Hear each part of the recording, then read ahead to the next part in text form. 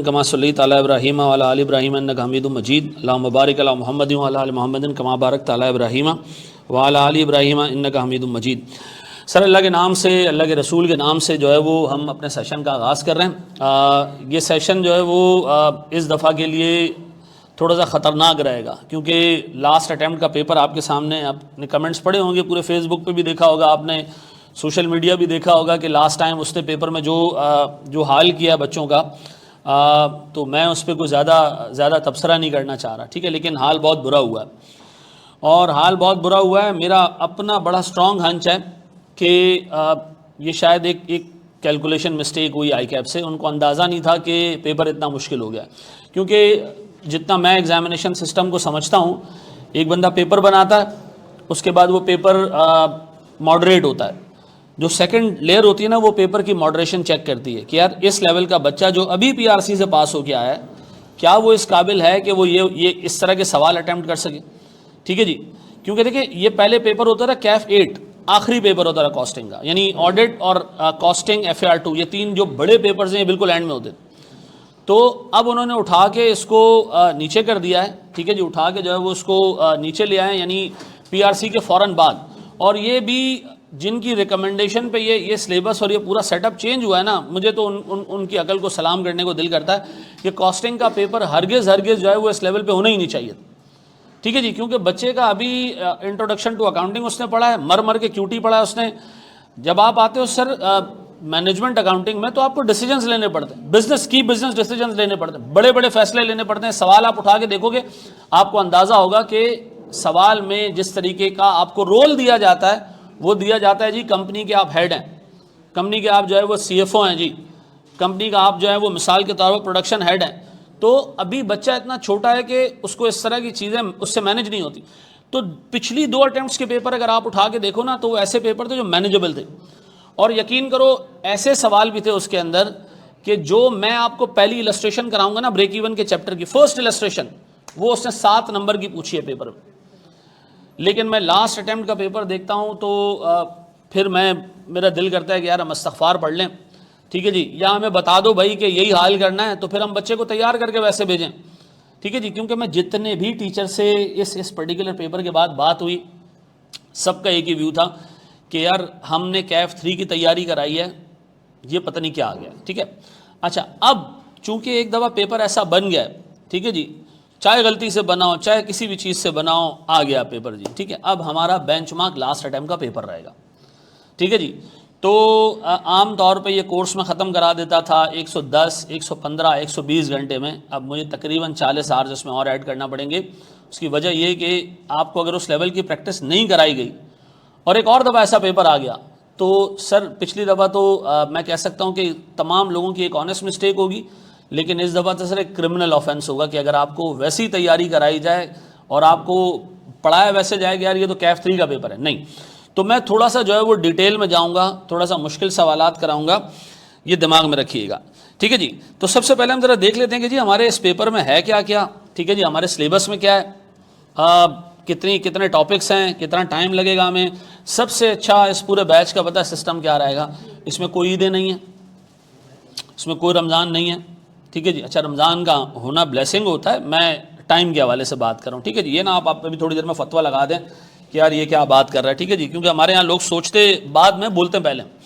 तो मैं इस कॉन्टेक्स्ट में कह रहा हूँ कि आपको थोड़ा सा टाइम ज़्यादा मिल जाएगा, ठीक है। अच्छा, दूसरा जो है वो इस बैच में कोई रिलीजियस इवेंट्स है ही नहीं, ये भी एक बहुत बड़ा एडवांटेज है। और दूसरा सर एक एडवांटेज ये होता है कि एक परसेप्शन है लोगों की कि मार्च की अटैम्प्ट जो है वो ज़रा मुबारक अटैम्प्ट होती है। आई डोंट नो आप में से कितने लोगों के साथ ये रहा है, मेरे साथ तो बहुत रहा है, ठीक है जी। अच्छा जी सर, सबसे पहले तो सर ये मेरा करियर प्रोग्रेस है, इससे आपको कोई लेना देना नहीं है, ठीक है जी। मैं मिसाल के तौर पे जी KPMG में था, मेरी आर्टिकल्स थी, फिर मैं क्वालिफाई हुआ, उसके बाद मैं UBL चला गया, UBL से आरिफ हबीब चला गया, आरिफ हबीब से पिकिक चला गया, यहाँ से मैं जर्मनी भी चला जाऊँ, आपकी सेहत पे कोई फ़र्क नहीं पड़ना चाहिए, ठीक है जी। अच्छा सर, मेरा एजुकेशनल डाइवर्सिफिकेशन ये थोड़ी सी जो है वो मैं इस पर बात करूँगा। सर मेरे पास जो है वो एक चार्टर्ड अकाउंटेंसी की क्वालिफिकेशन है, एक क्वालिफिकेशन है सिमा जो कॉस्टिंग की ही क्वालिफिकेशन, ठीक है जी। फिर क्वालिफिकेशन है सर CFA, ये फाइनेंशियल मैनेजमेंट है, ठीक है जी। अच्छा, मैं जब ये सारे काम कर रहा था ना, ये फजूलियात में कर रहा था, तो उस वक्त मैं अपने करियर में एक्सट्रीमली जो है ना, वो जिसको कहते हैं क्लियर ना होना, ये चीज़ भी कर लो, वो भी कर लो, ये भी कर लो, वो भी कर लो, फारिग था मैं, और मुझे थोड़ा सा पढ़ने का शौक़ है, तो मैंने CA किया, CA के साथ साथ मैंने सिमा किया। नहीं करना चाहिए, बिल्कुल नहीं करना चाहिए, ठीक है। फिर उसके बाद किसी ने कहा यार CFA शुरू करते हैं, एक दोस्त के कहने से हमने CFA शुरू कर दिया, ठीक है जी। और वो 2 लेवल्स मैंने भी निकाल लिए, दोस्त से भी निकाल लिए, वो बहरैन चला गया। फिर वहाँ से उसने मुझे कॉल किया कि मैं वो कर रहा हूँ, FRM कर रहा हूँ, तो हमने FRM भी शुरू कर दिया। तो एक्सट्रीमली इल डायरेक्टेड था मैं अपने करियर में, लेकिन आज मैं समझता हूँ अल्लाह ताला ने जो ये सारी जगह मुझे घुमाया ना, अब ये सारी चीज़ों की मैं जो है वो टीचिंग करता हूँ। चार्टर्ड अकाउंटेंसी से अकाउंटिंग की टीचिंग कर लेता हूँ, CMA जो है वो मुझे हेल्प करता है, काफ़ी हेल्प करता है जो है कॉस्टिंग में। फिर फाइनेंशियल मैनेजमेंट, BFD, MFA, वो ये नीचे वाली 2 क्वालिफिकेशंस हेल्प कर देती हैं। तो मैं ये समझता हूँ कि ये जो चक्कर खाए ना मैंने, ये काम आ गया, ठीक है जी। तो आपके भी बड़े काम आ जाएंगे सर ये। अच्छा जी सर, फिर सर हमारे पास पेपर सीक्वेंस के हिसाब से this is the only paper in the entire CS syllabus जो कॉस्टिंग से, ठीक है जी। यानी कॉस्टिंग का ये एक ही पेपर है, जब ये आप पास करोगे आप कॉस्टिंग के चार्टर्ड अकाउंटेंट बन जाओगे। आपको पता है इस वक्त आप इकोनॉमिक्स के चार्टर्ड अकाउंटेंट हो, क्यों? ये आगे पढ़नी नहीं है ना, आगे आपने अकाउंटिंग पढ़नी है, चार सब्जेक्ट्स पढ़ने हैं अकाउंटिंग के, ठीक है जी। ऑडिट पढ़ना है आपने 2 दफ़ा, टैक्स पढ़ना है, ठीक है जी। बिल्कुल क्लियर है बेटा, आप तो स्क्रीन यार।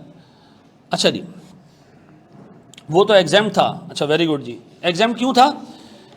क्योंकि आप किसी पर्टिकुलर मोहल्ले से आ रहे हो? नहीं सर, आप जो है वो पेपर पास करके आ रहे हो ना, इस वजह से एग्जाम था। पीछे को पेपर पास करके आ रहे हो। अच्छा sir, one of the most difficult papers, ऐसा क्यों? आप यकीन करें कॉस्टिंग में आपकी क्लास स्प्लिट हो जाएगी 2 हिस्सों में, ऐसे कि एक तबका ऐसा होगा बच्चों का जिसको जो है वो कॉस्टिंग बड़े सुकून से, तसल्ली से, आराम से समझ आ रही होगी, और एक वो बंदा होगा जो लड़ रहा होगा कॉस्टिंग से। अच्छा, उसका क्या रीज़न है? उसका रीज़न ये है कि सर मैथ्स अच्छी नहीं होगी उसकी, ठीक है जी। और मैं फिर बता दूं, ये मैथ्स का मसला नहीं है। स्क्रीन भाई क्लियर आ रही है मेरी यार? स्क्रीन क्लियर हो रही है? क्लियर है? अच्छा, वो वहाँ से क्लियर आ रही है, अच्छा ठीक है चलो। अच्छा, जिसके पास थोड़ा सा इंटरनेट का इशू होगा ना, बस आज के दिन इसको बर्दाश्त कर लो, तो फिर अगले दिन से हम इसको नॉर्मल उस पर आ जाते हैं, ठीक है। अच्छा जी, तो हम बात करते sir one of the most difficult papers ये उन लोगों के लिए होगा जिनकी मैथ्स अच्छी नहीं है। मैथ्स का मतलब ये नहीं कि आपको कैलकुलस आना चाहिए, आपको कोई जो है वो ज्योमेट्री वगैरह और ये सारी, नहीं, ऐसा कुछ नहीं। बेसिक मैथ्स, परसेंटेज कैलकुलेट करना आना चाहिए, चीज़ों को ग्रॉसअप करना आना चाहिए, रेशो आना चाहिए आपको, ठीक है जी। आपको बताओ जी, अगर 100 रुपये घर लेके जाऊंगा, उस पर 30% का टैक्स कटेगा, तो घर कितने पहुंचेंगे? 70 रुपये। अब अगर मैं आपको कहूँ जी मुझे घर 100 रुपये लेके जाने, 30% टैक्स कटवाने के बाद, तो मैं कितने पैसे कमाऊं? नहीं ना, 130 नहीं ना भाई, 130 नहीं मेरे बच्चों, 130 नहीं। आपका जो टैक्स कटेगा वो प्री टैक्स इनकम पे कटेगा, ठीक है जी। जो आप कमाओगे उस पर टैक्स देना है। 130 पे 30% 30 नहीं होता, ठीक है जी। तो ये छोटी छोटी चीज़ें जो आपको वहाँ देखनी है, ठीक है। तो जिसका इस हद तक मैथ्स अच्छा है कि उसको बेसिक मैथमेटिक्स आती है, वो आराम से इस पेपर को पास कर लेता है, ठीक है जी। उसको मसला नहीं होता, बस दिमाग चलना चाहिए, ठीक है जी। जिस बंदे का मैथ्स में दिमाग नहीं चलता, मैं आपको आज बता दूं, इस पेपर में वो बहुत रोएगा बेचारा। ये पेपर उसके लिए नहीं है, ये पेपर में मतलब बहुत ज़्यादा रोएगा। अच्छा सर, फिर इसको कैसे कवर करेंगे? क्योंकि जब मैंने ये पेपर पढ़ना शुरू किया था तो मेरे साथ ये आलम था कि मुझे यही नहीं पता चला कि एक चैप्टर ख़त्म हुआ और दूसरा शुरू हो गया। बाखुदा मैं आपको बता रहा हूँ, हमने एक पहला चैप्टर पढ़ा प्रोसेस कॉस्टिंग का, तो मैं कुछ समझ नहीं आ रहा था, ऐसे नंबर्स आगे वो घूम रहे होते थे, वो देखा ना वो तारे ज़मीन पे, वो वाला हिसाब हो गया था मेरा, कुछ समझ नहीं आ रहा।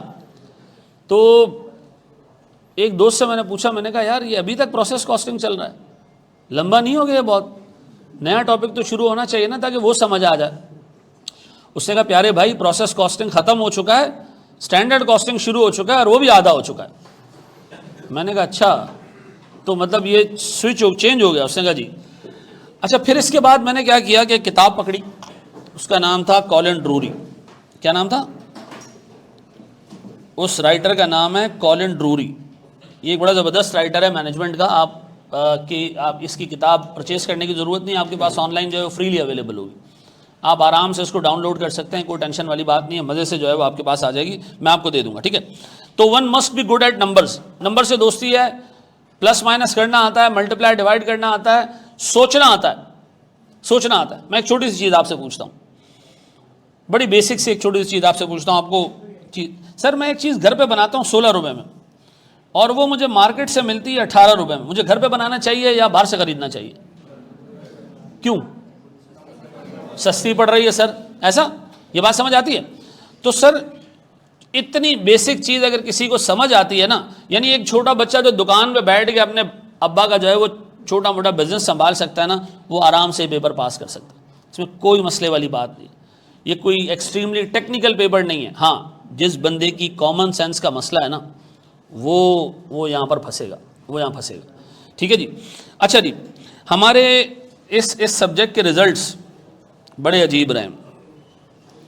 मैं समझता हूँ ये वाला पेपर जिसमें 40% रिजल्ट है, ये मुश्किल पेपर था, थोड़ा सा मुश्किल था।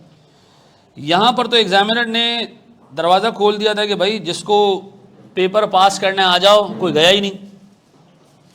लास्ट अटेम्प्ट में 55% रिजल्ट था। अब मेरे ख्याल में शायद ये पहला वाला 5 अटके कोई 1 हो जाएगा शायद, नहीं 1 नहीं होगा, 25-30% के करीब मेरे ख्याल से रिजल्ट इस अटेम्प्ट का रहेगा, ठीक है जी। लेकिन लास्ट अटेम्प्ट में कितना था? 55%। लास्ट अटेम्प्ट में 55। ब्लर स्क्रीन आ रही है यार। ये आज जो है ना हमने थोड़ा सा एक एक्सपेरिमेंट किया, कल हम अपने दायरे इंसानियत पे आ जाएंगे, ठीक है जी। कल हम आ जाएंगे, अपने लेवल पर आ जाएंगे हम, कल टेंशन नहीं लें, ठीक है। अच्छा जी, अच्छा जी सर हमारे पास, अच्छा अभी आप तमाम लोग लिखेंगे अच्छे तरीके से, ये अपने पास आपने नोट करना है सर। टोटल हमारे पास 6 टॉपिक्स हैं और ये शायद पेपर का सबसे बड़ा एरिया है। 6 टॉपिक्स हैं, इसमें मैं रीड कर देता हूँ। इन्वेंट्री वैल्यूएशन है, मार्जिनल एब्जॉर्प्शन कॉस्टिंग है, ओवरहेड्स एलोकेशन है, एक्टिविटी बेस्ड कॉस्टिंग है, labour costing including learning curve. ये 2 टॉपिक हैं, मैंने ज़बरदस्ती एक जगह घुसा दिए हैं। Job order costing and service costing, ये भी 2 टॉपिक हैं लेकिन मैंने एक जगह घुसा दिए हैं। यानी टोटल इफेक्टिवली 8 टॉपिक्स हैं इसमें और इसके तकरीबन एवरेज मार्क्स हैं 35 से 45, ठीक है जी। सर इसमें ये P2 और T2 क्या है? सर P2 का मतलब होता है इस पे थोड़ा सा मुश्किल सवाल आएगा। P1 होता है जिसके लिए बेसिक नॉलेज आपको चाहिए होती है, ठीक है जी। P2 थोड़ा सा एडवांस क्वेश्चन आएगा। सर P3 आप देखेंगे फाइनल में, P3 आपके लेवल पर नहीं है, P3 में होता है सर डिटेल्ड एनालिसिस, ठीक है जी। अच्छा ये प्रेजेंटेशन पूरी आपको मिल जाएगी, आपने उसकी तस्वीरें नहीं लेनी, अगर कोई लिख सकता है तो लिख ले। सर फिर ये T2 क्या है? देखें T1 ICAP ने कहा जी 8 नंबर मैक्सिमम इस एरिया से टेस्ट होंगे, T1 टेस्टिंग लेवल है, ठीक है जी। T2 सर 20 नंबर टेस्ट होंगे और sir T3 maximum 25 number test होंगे, ठीक है जी। तो ये जो T है ये टेस्टिंग लेवल्स हैं, यानी टेस्टिंग का मतलब है 8 number, T1 T2 sir 20 number तक सवाल आ सकता है और T3 अप टू 25 मार्क्स सवाल आ सकता है, ठीक है जी। तो अगर आप देखें तो इसके अंदर ये T1 है और ये T1 है सर, ऐसा। लेकिन आप देख के हैरान होंगे कि जो T1 लिखा हुआ है ना ओवरहेड्स एलोकेशन, पिछली से पिछली अटेम्प्ट में ओवरहेड एलोकेशन का 17 मार्क्स का सवाल आया। कितने मार्क्स का? अच्छा अगर आप अभी ICAP से लड़ना शुरू कर दें कि 17 नंबर का सवाल आया, यहाँ लिखते हो T1 और दे दिया 17 नंबर के सवाल हैं, तो ICAP कहेगा मैंने ओवरहेड्स के अंदर 2-3 और चीज़ें डाली थी, वो दूसरे टॉपिक से थी, वो तुम्हें फील ही नहीं हुआ, हमने तो ओवरहेड्स के सिर्फ 8 ही नंबर रखे थे। तो ये याद रखना मेरे बच्चों, बाज़ औक़ात ऐसा होता है, बाज़ औक़ात कि एक T1 वाला सवाल बड़े मार्क्स के लिए आ जाए, आम तौर पे नहीं होगा। इस एक इवेंट को आप आइसोलेशन में रखो, बाकी कभी भी T1 वाला सवाल 8 नंबर से ऊपर नहीं आया, ठीक है। हाँ T2 जो है वो कभी 8 नंबर 7 नंबर का पूछ सकता है वो, ठीक है जी, 20 नंबर का भी पूछ सकता है। जैसे इसके अंदर एक मार्जिनल एब्जॉर्प्शन का जो है वो एरिया है, ये 9 नंबर का भी आया है और ये जो है वो 14-15 नंबर का भी आया है, ठीक है जी। सर लास्ट अटेम्प्ट में इसमें से कौन कौन सी चीज़ें टेस्ट हुई? सर लास्ट अटेम्प्ट में ये टेस्ट हुआ, ठीक है जी, लास्ट अटेम्प्ट में सर ये टेस्ट हुआ, और लास्ट अटेम्प्ट में सर ये टेस्ट हुआ, ठीक है जी। तो इसका मतलब है बाकी 3 इस दफ़ा के लिए बहुत इंपॉर्टेंट होगा, ऐसा। अच्छा, ये जो मेरे पास है ना एक्टिविटी बेस्ड कॉस्टिंग, ये 3 अटेम्प्ट्स में आश्रय दे रहा है, मैं अभी आया नहीं आया, मैं अभी आया नहीं आया, मैं अभी आया नहीं आया। ये कितनी 4 अटेम्प्ट्स हो गए नया कोर्स आने के बाद। चारों अटेम्प्ट्स में this was one of the most important topics not tested. अब मैं क्या बोलूं कि इस अटेम्प्ट में आएगा ये हैं क्या चीज? अच्छा, ये लड़ झगड़ के सिलेबस में डलवाया गया है, तो ये निकालना जो है ना अब और बुरी बात हो जाएगी। तो मेरे हिसाब से इस दफ़ा मार्जिनल एब्जॉर्प्शन पे एक अच्छा तगड़ा सवाल आप एक्सपेक्ट करना। इस दफ़ा जो है वो ओवरहेड्स पे एक अच्छा सवाल आएगा, एक्टिविटी बेस्ड कॉस्टिंग पे एक अच्छा सवाल आएगा। ये आपने लिखने हैं सर सारे, डन है जी, बढ़े हम आगे। आई कैप की बुक लेनी है, बता रहा हूँ सारी चीज़ें बता रहा हूँ। फिर सर हमारे पास ये सेकंड एरिया है कॉस्ट फ्लोज, 20 से 30 नंबर का कॉस्ट फ्लोज, कैश फ्लो नहीं है भाई ये। अभी आई कैप ने इस पर्टिकुलर एरिया में कुछ चेंज किया था लास्ट टाइम, तो उन्होंने जो एग्जाम गाइडेंस होती है ना उसमें डाल दिया कैश फ्लोज। टीचर परेशान हो गए यार कैश फ्लो का टॉपिक कॉस्टिंग में कहाँ से आ गया। तो खैर अब मेरे पास माइक लगा हुआ है तो मैं कुछ बोल भी नहीं सकता, मजबूरी है, हैं? नहीं मजबूरी है 4 टॉपिक हैं और माशाल्लाह सारे T2 हैं, यानी इनमें से किसी पे भी बड़ा सवाल आ सकता है, ठीक है जी। प्रोसेस कॉस्टिंग है, जॉइंट बाय प्रोडक्ट्स है। लास्ट टाइम इन दोनों पे मिला के सवाल आया है 20 नंबर का, ठीक है जी। और टारगेट कॉस्टिंग टेस्ट नहीं हुआ last time, standard costing 10 number का टेस्ट हुआ है, ठीक है जी। तो ये ऑलमोस्ट सारे ही टेस्ट हो रहा है। 30 नंबर के लिए 4 टॉपिक हैं, 3 सवाल तो आएंगे ही आएंगे इससे, ठीक है जी। एक बड़ा सवाल भी आ गया 15 नंबर का, 16 नंबर का, तो फिर भी उसके पास 8-8 नंबर के 6-6 नंबर के 2 सवाल पूछने की जगह होती है। अच्छा, आपको पता है ना पेपर में जो है वो कोई 9 सवाल होते हैं और MCQs नहीं होते हैं, कि दिमाग में रखना। इसमें अगर ये सोच के आ रहा है ना MCQs भी होंगे, और इसमें कोई MCQs नहीं है, ठीक है जी।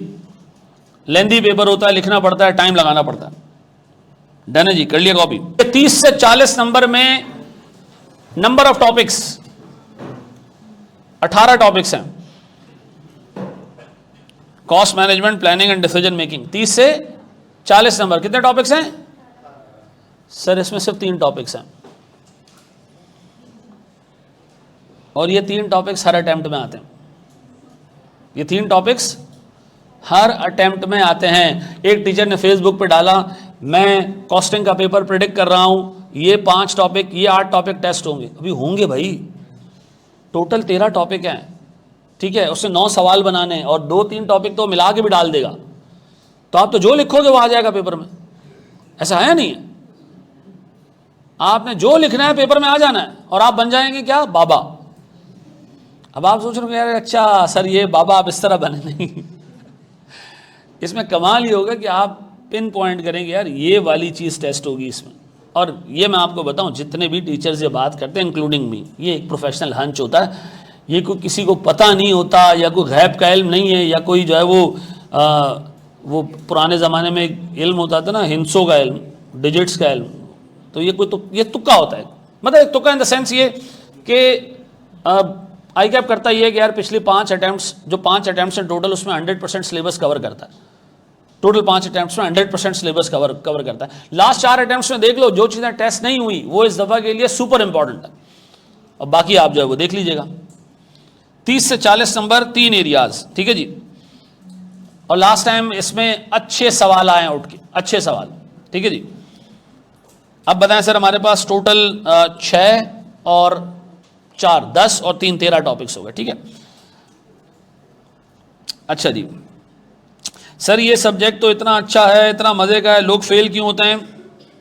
अब सुनो ज़रा मेरे बच्चों, मेरी सबसे 2-3 इंपॉर्टेंट बातें जो आपने मेरे साथ पूरे सेशन चलाना है ना, तो ये 2-3 बातों का आपने ख्याल रखना है, ठीक है। सर मेरी क्लास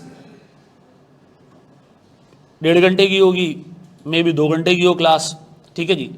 मेरी क्लास का टोटल वेट है 25 मार्क्स, 25%। ठीक है जी। मेरी क्लास का टोटल वेट कितना है?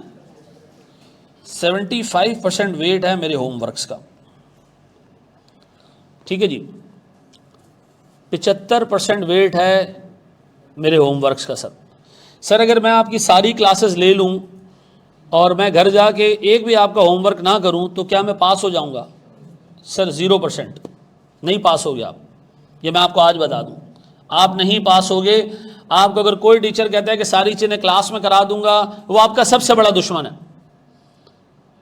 इस पेपर में आने वाले जो प्रैक्टिकल पेपर हैं उसमें सबसे बड़ा मसला जो लोगों को आता है वो खुद से नया सवाल अटेम्प्ट ना करने का इशू है। आपने एक नया सवाल खुद से अटेम्प्ट ही नहीं किया होता है, कभी उठा के देखा ही नहीं होता कि जी वो कैसे कैसे इसको मैंने अटेम्प्ट करना है, उसमें अप्रोच क्या रखनी है मैंने। जो सवाल आप उठाते हो टीचर करा देता है बोर्ड पे, जो सवाल आप उठाते हो टीचर करा देता है बोर्ड पे। खुद से सोचने की सलाहियत ही डेवलप नहीं हो पाती। आप एक पास पेपर उठाते हो, फंस गया उसमें बंदा। ओ भाई तुम्हें दिया इसीलिए गया प्रैक्टिस करने के लिए कि फंसो उसमें, फिर उससे निकलना सीखना है हमने। कि एक सवाल नहीं हो रहा, टेंशन नहीं लो यार, हमने जाके दोबारा एक दफा लेक्चर देख लिया कि यार मैं देख लूं जाके कहाँ मिसिंग चीज़ें मिस हो रही हैं। फिर क्या अटेम्प्ट नहीं हो रहा, अब इसका उठाओ सोल्यूशन, चेक करो जी क्या ऐसी चीज़ थी जो मुझसे नहीं हुई। अच्छा वो चीज़ देख ली हमने, यार अच्छा यार ये चीज़ थी जो मैं नहीं कर पाया, लिख लिया सवाल के ऊपर कि अब अगली दफ़ा जब आगे सवाल को देखूंगा तो पूरा सवाल नहीं देखूंगा बल्कि इसी पॉइंट को मैं लेके चलूंगा। अब मसला ये, आप में से मेजॉरिटी बच्चा चूंकि पीआरसी से उठ के आ रहा होता है, उसकी नज़र में कॉस्टिंग का पेपर वैसे ही है जैसे अभी आप लोगों के पास आईटीबी का पेपर था, इंट्रो का पेपर था। वो तो सर मैंने आखिरी एक हफ्ते में तैयारी कर ली थी, वो तो मेरा निकल गया। यहां ऐसा नहीं होगा मेरे बच्चों। आज मैं आपको एक पास, ये पेपर क्या सीए फाइनल के सारे पेपर्स पास करने का एक गुर बता देता हूं। कॉस्टिंग के पेपर में अगर किसी बच्चे ने 100 क्वेश्चंस खुद से उठाए, खुद से, मैं आपको ना सारे पास पेपर्स के सॉल्यूशंस दूंगा, क्लास में कराऊंगा आपको अच्छे खासे 80-90% क्लास में कराऊंगा, ठीक है। वीडियो सॉल्यूशन दे दूंगा जो नहीं कराऊंगा, ठीक है। लेकिन आपने वो वीडियो खोलनी जब है जब आप उस सवाल में अच्छे तरीके से फंस जाओ। मैं चाहता हूं आप यार हर रोज मैं आपको एक सवाल दूं, आप उसमें फंसो घर जाके, ठीक है जी। आपको उस फंसने के बाद निकलना आना चाहिए। अगर मैं आपको सर एक बड़ी एक स्मूथ स्केलिंग देता जाऊंगा कि यार आपको जो है वो मैं क्लास में एक चीज़ करा दूंगा और हर हफ्ते एक क्विज हुआ करेगा, ठीक है जी, और वो हफ्ते में जो क्विज हुआ करेगा पास पेपर का कोई पिटा हुआ सवाल मैं आपको दे दूंगा, आप वो सवाल सॉल्व कर लोगे, आपको लगेगा यार आपको चीज़ें आती हैं। मैं आपको जो होमवर्क दूंगा ना वो मेरे अपने बनाए हुए सवाल आते हैं और वो मुश्किल होंगे, वो तंग करेंगे आपको, ठीक है जी।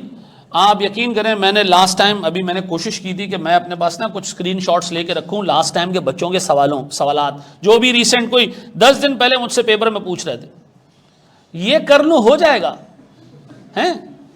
ये कस्टमाइज बैच ले लूं 30 घंटे का जो आपका, इससे कॉस्टिंग हो जाएगी। तो आखिर में हम ये करते हैं कि यार अपने सारी क्लासेस का ना एक निचोड़ निकाल लेते हैं, 40 घंटे 45 घंटे, क्या ये कॉन्सेप्ट्स हैं, सिर्फ रीजनेबल प्रैक्टिस है इसके अंदर, ये कर लेगा बच्चा। चलो यार नहीं पढ़ा अभी तक तो कुछ ना कुछ करके आ जाएगा, मे भी थोड़ा अगर तेज होगा दिमाग चलता होगा निकाल भी लेगा पेपर। लेकिन सर मैं अब देखता हूँ जनाब कराची का और इवन पूरे पाकिस्तान का 80% बच्चा आखिरी के 2 महीने में तैयारी करता है और फिर वो बैठ कर रोता है कि मेरा पेपर रुक गया। आज आप कंसिस्टेंटली मेहनत कर लो, मैं आपको ऑनेस्ट टू गॉड ये बात बता रहा हूँ, अगर आप 100 सवाल खुद से बैठ के अटैम्प्ट करो ना, फंस गए आप, फिर आपने वीडियो खोल ली, चलो यार मैं देख लूँ वीडियो में सोल्यूशन क्या है, मैं आपको बताऊँ नहीं फेल हूँ, ये मैं आपको आज गारंटी दे रहा हूँ, ठीक है जी। कोई टीचर आपको गारंटी नहीं देगा, मैं आपको गारंटी दे रहा हूँ आप पास हो जाओगे। आपने सिंपल एक काम करना है, आपको जो होमवर्क मैं दूँ, होमवर्क कितना होगा, 25 मिनट में सॉल्व हो जाएगा, 20 मिनट में सॉल्व हो जाएगा, शुरू में तो 10 मिनट में सॉल्व हो जाएगा, छोटे छोटे क्वेश्चंस आपको देता रहूँगा। लेकिन डाउन द लाइन में आपको 2-2 सवाल भी दूंगा, बड़े सवाल भी दूंगा जिसमें आपको लगेगा टाइम, ठीक है जी। आप यकीन करें जिन बच्चों ने होमवर्क लास्ट टाइम किए ना, मैंने टोटल होमवर्क दिए होंगे कोई 60 होमवर्क्स। मैं कोशिश करता हूँ कि आज क्लास में अगर कोई ऐसी चीज़ पढ़ ली जो मुश्किल है तो मैं बच्चों को कहता हूँ यार यही तुम्हारा होमवर्क है, जाके देख लेना। हमने आज क्लास में एक चीज़ कंप्लीट कर ली, मैं होमवर्क दे दूंगा। हर चैप्टर के 8-10 सवाल ऐसे होंगे जो मैं होमवर्क में दूंगा, वो ऐसे सवाल होंगे कि अगर वो सवाल ही आपने एंड में आगे रिवाइज कर लिया ना, कोई लेक्चर नहीं देखा, वो इनफ होगा आपकी तैयारी के लिए। मैं इस सब्जेक्ट के साथ बेटा पिछले 17 साल से चल रहा हूँ, ठीक है जी। 2006 से मैं सब्जेक्ट को पढ़ा रहा हूँ, 2006 से। आप पता नहीं आप उस टाइम पे पैदा हुए होंगे या नहीं होंगे, हो गए थे, हो गए थे। अच्छा, आपने प्रैक्टिस और कॉन्सेप्ट पे फोकस नहीं करना, ये काम आपने नहीं करना। जो मैं आपको होमवर्क दूंगा ना, उसमें एक पॉइंट होगा क्वेश्चन में, लेकिन वो एक ऐसा पॉइंट होगा जिसके लिए आपको सोचना पड़ेगा, वो आपके कॉन्सेप्ट डेवलप होंगे। मैं फिर रिपीट कर दूं, होमवर्क का क्वेश्चन खुद उठा के अटेम्प्ट करना, बेड़ा गर्क कर देना, उसका सत्यानाश कर देना, सारे रिश्तेदार उसके एक कर देना, लेकिन अटेम्प्ट करना ज़रूर। ठीक है जी। फिर sir, wasting too much time on areas that carry lesser marks. मुझे बताओ, आपको सबसे ज़्यादा मार्क्स किस एरिया में नजर आए जिसमें कम टॉपिक्स थे और मार्क्स ज़्यादा थे? थर्ड वाला। अच्छा, ये पढ़ते हैं लोग सबसे आखिर में, क्यों? मुश्किल है तो सबसे आखिर में पढ़ेंगे। अच्छा, मैं इसको जो है ना पहले पढ़ाऊंगा। उसकी वजह यह है कि आपका डर अगर नहीं निकलेगा ना इस सब्जेक्ट को लेके, इन 3 टॉपिक्स को लेके, तो आप आगे जाके फिर जब ये टॉपिक्स अगर मैं आपको पढ़ाऊँ ना शुरू में, अच्छा मज़े का सारा हिसाब किताब, मटीरियल आया, मटीरियल गया, फीफो क्या होता है, शीफो क्या होता है, लीफो क्या होता है, और पता नहीं क्या होता है, आखिर में आके हम आपको बोलूँगा यार ये सारी चीज़ें तो सिर्फ 25 नंबर की हैं। ठीक है जी। असल तो है डिसीजन मेकिंग, फैसला लेना आप। असल तो जो है वो CVP एनालिसिस है, इन्वेंट्री मैनेजमेंट है। ठीक है जी। तो मैं इन टॉपिक्स को शुरू के 5 टॉपिक्स के अंदर कवर करूँगा। ठीक है जी। तो हमारे शुरू के जो 5 टॉपिक्स होंगे वो कवर करने के बाद हम तकरीबन कुछ 40% पेपर कवर कर लेंगे। मैं टाइम लगाऊंगा इसके ऊपर। ठीक है। अच्छा जी। फिर रट्टा नहीं लगाना, अल्लाह के वास्ते रट्टा नहीं लगाना। एक टेम्पटेशन होती है, आखिर में लोग ये बार बार ग्रुप पे मांग रहे होते हैं, स्टैंडर्ड कॉस्टिंग के फॉर्मूला दे दें, स्टैंडर्ड कॉस्टिंग के फंक्शंस दे दें, रट्टा मारना है जी। क्यों? क्लासेस ली नहीं, होमवर्क तो साइड पे रख दो। अब मैंने आपका सर वो कस्टमाइज बैच लिया है। अच्छा, कस्टमाइज बैच में थोड़ा हमने खुद भी सिस्टम से भी स्पीड बढ़ाई हुई है, 1.15 पे चल रहा होता है, आप माशाल्लाह उसको 2 पे ले जाते हो। ठीक है जी। फिर आप सोच सकते हो क्या होगा। फिर उसके बाद बच्चा कहता है कि यार मुझे अब ये सारी चीज़ें याद करनी है, याद करके जाऊँगा। एक बहुत बड़ी टेम्पटेशन ये है कि अगर आपने इसको याद करना शुरू कर दिया ना, समझा नहीं, इसको अप्लाई करना नहीं सीखा, तो गए आप। ये आपका पहला पॉइंट होगा जिससे आप पेपर में फेल होंगे। ठीक है। फिर सर, हमने सिर्फ पास पेपर्स नहीं करने। सर अहमद रज़ा की क्लासेस 25% आपको पास कराएंगी। सर मैंने सारे पास पेपर्स कर लिए, 25% और ऐड कर दें। सर बाकी आप लास्ट अटेम्प्ट का पेपर उठाएं, इस जैसे कोई सवाल आपको पिछले पेपर्स में नज़र नहीं आएगा। उससे पिछले अटेम्प्ट का सवाल उठाएं, सारे सवाल उठाएं, आपको ऐसे सवाल कभी पीछे नज़र नहीं आएंगे। तो जैसे सवाल आ रहे हैं वैसे पीछे नज़र ही नहीं आ रहे हैं, तो मैं पीछे वाले कहाँ सवाल करूँ ही क्यों? सिर्फ इसलिए करो ताकि तुम्हें पता चले कि ICAP का लेवल क्या है। सर उसका भी फ़ायदा नहीं है, हर अटैम्प्ट में जो है वैसे फील होता है कि लेवल बढ़ गया है या लेवल कम हो गया है। मैं आपको फिर बता दूं, पास पेपर्स आपने सिर्फ प्रैक्टिस के लिए करने हैं, ये सोच के नहीं करने हैं कि इसी तरह का सवाल पेपर में आएगा। ठीक है जी। मैं फिर आपको बता दूं, सबसे इंपॉर्टेंट चीज़ मेरी क्लासेस में क्या होगी मनुष्यों? होमवर्क होगा मेरा, होमवर्क होगा। ठीक है जी। ये आपने इंश्योर करना है। डन है जी। अच्छा जी। फिर हमारे पास सर व्हाट टू रीड, हमारे पास अपनी एक बुक होगी, किताब होगी सर, हमने उसको लेके चलना है। हमारी किताब जो है वो आपको जो है वो अनफॉर्चुनेटली परचेज़ करना पड़ेगी। ठीक है जी। और वो किताब है बहुत महंगी। ठीक है जी। लास्ट टाइम तक हमने उसका जो मुआवजा था वो 1 गुर्दा था। ठीक है जी। अब पता नहीं कि और साथ में क्या देना पड़े। ठीक है जी। अल्लाह के बंदों, कोई 1000-1200 रुपये की, 1500 रुपये की क्लास होती है। ठीक है जी। आपने मैनुअल लेना है सर। अच्छा, दूसरा ICAP की किताब आपने डाउनलोड करके रखनी है। ठीक है जी। ICAP की किताब अपने पास आपने डाउनलोड फॉर्म में रखनी है। अच्छा, उसका रीज़न क्या है? उसका रीज़न ये है कि सर ICAP ने लेटली ना थ्योरी पूछना शुरू की है पेपर में। ठीक है जी। पहले वो थ्योरी नहीं पूछता था, अब वो थ्योरी पूछना शुरू कर दिया उसने पेपर में। पिछले अटैम्प्ट में 8 नंबर आए, पिछले अटैम्प्ट में शायद 2-3 मार्क्स आए, उससे पिछले अटैम्प्ट में 6 नंबर आए। तो किताब आपने अपने पास रखनी है, मैं आपको चीज़ें मार्क कराऊंगा। और एक किताब आपने और नीयत से भी रखनी है कि यार कोई ऐसी चीज़ हो जो किताब में हो और मैंने ना करवाई हो। इसके लिए आपने मुझे जो है वो चेक भी करते रहना है। ठीक है कि सर एक किताब में एक चीज़ है और सर ने नहीं करवाई। ठीक है, ये देख लेना। ठीक है, किताब आपने अपने पास रखनी है। मैं एक इंसान हूँ, मैं भी एक चीज़ मिस कर जाऊँ, एक टॉपिक में एक चीज़ मिस कर गया मैं। आपने कहा सर आपने वो EOQ की लिमिटेशंस नहीं करवाई। लास्ट अटेम्प्ट में बच्चे ने एक ऐसा पॉइंट हाईलाइट किया पेपर से 10 दिन पहले जो मुझे लगा कि वाकई यार मुझे कराना चाहिए। ये मैं आपको बता रहा हूँ, मैं 17 साल से पढ़ा रहा हूँ, गलती फिर भी कर सकता हूँ। ठीक है जी। तो बच्चे ने कहा सर आपने ब्रेक इवन के चार्ट्स नहीं पढ़ाए, तो मुझे उसके लिए फिर 20 मिनट की वीडियो रिकॉर्ड करानी पड़ी, वो मैंने दे दी बच्चों को। तो ये कोई बैद नहीं है सर, शायद मैं किसी चीज़ में फंसूँ, मैं मिस भी कर दूँ, लेकिन मेरी आपसे इल्तिजा है, आपने मुझे रोक के जो है वो बताना है कि सर ये चीज़ आप मिस कर गए। अच्छा ये बताना आपने सर बहुत सारे टीचर्स जो है इससे नाराज़ हो जाते हैं कि यार अब तो मुझे बताओगे क्या पढ़ाना है क्या नहीं पढ़ाना है। नहीं, ऐसा कुछ भी नहीं है। मुझ में और आप में एक फ़र्क है बस, मैं इस प्रोफेशन में आपसे पहले आया हूँ, आप अभी आए, ठीक है। इंसान को नॉलेज का तकब्बुर, ओहदे का तकब्बुर, ठीक है जी, अल्लाह ताला ने जो इज़्ज़त दी है उस पर तकब्बुर बिल्कुल नहीं करना चाहिए। मैं बहुत इस मामले में ओपन रहूँगा। जो चीज़ आप लेके आओगे सर ये आपने नहीं पढ़ाई है, मैं आपको कन्विंस कर सकता हूँ कि भाई मैंने पढ़ा दी है, या मैं एक्सेप्ट कर लूँगा मैंने नहीं पढ़ाई है। क्यों? अगर मैंने आपको नहीं पढ़ाई और वो आगे पेपर में, तो मेरे 17 साल के एक्सपीरियंस को आप मल्टीप्लाई बाय 0 करोगे और अगली दफ़ा जाके बच्चों को कहोगे यार इससे मत पढ़ना भाई, ठीक है जी, ये तो ये तो ज़मीन पे ही नहीं आता भाई। 17 साल 17 साल 17 साल और पीछे जो है वो पांडे खाली हैं, पंजाबी में कहते हैं ना, तो ये नहीं होना चाहिए, ठीक है। जो चीज़ आप बताओगे मैं आपको सर, अच्छा फिर लेकिन इसमें एक चीज़ याद रखना, हमारी क्लास में बदतमीज़ी नहीं करेगा कोई, ठीक है। बदतमीज़ी इन द सेंस ये कि लड़ना शुरू नहीं, भाई मैं तो ये समझता हूँ कि आपने नहीं कराया, अच्छा मैं कन्विंस कर रहा हूँ, नहीं हो रहे हो कन्विंस, क्लास के बाहर मुझसे मिलो मैं आपको कन्विंस कर दूँ, ऐसा होता नहीं है, ठीक है। नहीं मतलब मैं क्लास के बाद आपको आराम से कन्विंस कर पाऊँ, ये कह रहा हूँ, ठीक है जी। मैनुअल क्या होता है बेटा? एक ऑटोमेटिक होता है, एक मैनुअल होता है। मैनुअल किताब को कहते हैं यार, ठीक है जी। सितंबर अटेम्प्ट वाला मैनुअल चलेगा, हाँ चल जाएगा। जिसके बाद पुराना मैनुअल पड़ा है वो चल जाएगा, उसमें कुछ चीज़ ऐड होनी है वो मैं सॉफ्ट कॉपी पे दे दूंगा, आप उसके लिए पैसे ज़ाया मत करना, ठीक है जी, आप उसके लिए पैसे ज़ाया मत करना। कुछ एडिशनल क्वेश्चंस दूंगा, मैंने आपको कहा ना कि थोड़ा सा लेवल बढ़ाना पड़ेगा, तो वो एडिशनल क्वेश्चंस आपको दूंगा, आप पुराना मैनुअल आराम से इस्तेमाल कर सकते हैं, कोई खर्चा करने की ज़रूरत नहीं है। किसी ने आप पहले पढ़ लिया हो और वो इतना कॉन्फिडेंट भी हो कि उसका ये वाला पेपर निकल जाएगा, तो आप उससे मैनुअल ले सकते हैं। मुझे लग नहीं रहा कि लोग आपसे अपना मैनुअल रिसेंट जब भी पेपर हुआ है वो शेयर करें। बुक कहाँ से बाय करनी है? बुक आपको सर ARTT की बुक शॉप से भी शायद मिल जाए, ठीक है जी।